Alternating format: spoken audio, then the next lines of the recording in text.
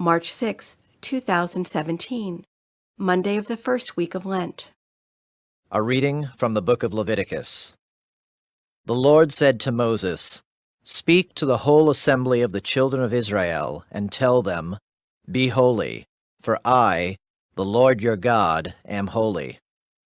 You shall not steal. You shall not lie or speak falsely to one another. You shall not swear falsely by my name, thus profaning the name of your God. I am the Lord. You shall not defraud or rob your neighbor. You shall not withhold overnight the wages of your day laborer. You shall not curse the deaf or put a stumbling block in front of the blind. But you shall fear your God. I am the Lord. You shall not act dishonestly in rendering judgment. Show neither partiality to the weak nor deference to the mighty, but judge your fellow man justly. You shall not go about spreading slander among your kin, nor shall you stand by idly when your neighbor's life is at stake. I am the Lord. You shall not bear hatred for your brother in your heart. Though you may have to reprove him, do not incur sin because of him. Take no revenge, and cherish no grudge against your fellow countrymen. You shall love your neighbor as yourself. I am the Lord. The word of the Lord. Responsorial Psalm. The response is, "Your words, Lord, are spirit and life." The law of the Lord is perfect, refreshing the soul. The decree of the Lord is trustworthy, giving wisdom to the simple. Your words, Lord, are spirit and life. The precepts of the Lord are right, rejoicing the heart. The command of the Lord is clear, enlightening the eye. Your words, Lord, are spirit and life. The fear of the Lord is pure, enduring forever. The ordinances of the Lord are true, all of them just. Your words, Lord, are spirit and life. Let the words of my mouth and the thought of my heart find favor before you, O Lord, my rock and my redeemer. Your words, Lord, are spirit and life. A reading from the Holy Gospel according to Matthew.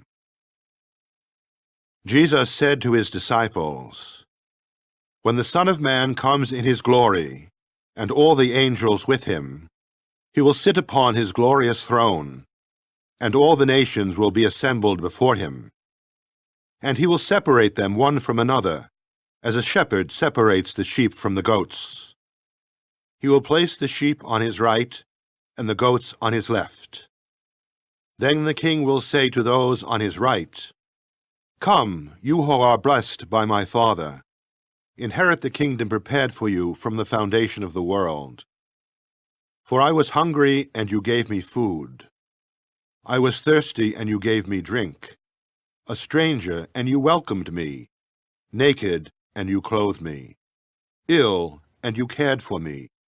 In prison, and you visited me.' Then the righteous will answer him and say, 'Lord, when did we see you hungry and feed you, or thirsty and give you drink? When did we see you a stranger and welcome you, or naked and clothe you?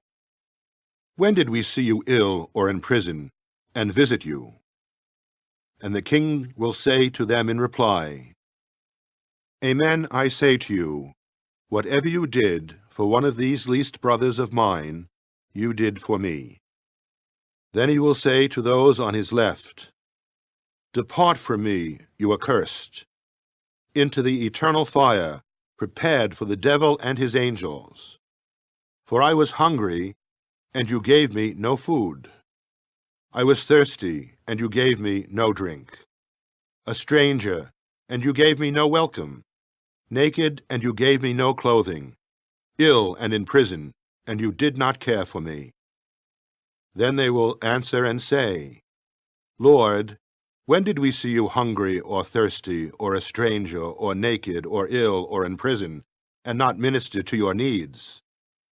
He will answer them, 'Amen, I say to you, what you did not do for one of these least ones, you did not do for me.' And these will go off to eternal punishment, but the righteous to eternal life." The Gospel of the Lord.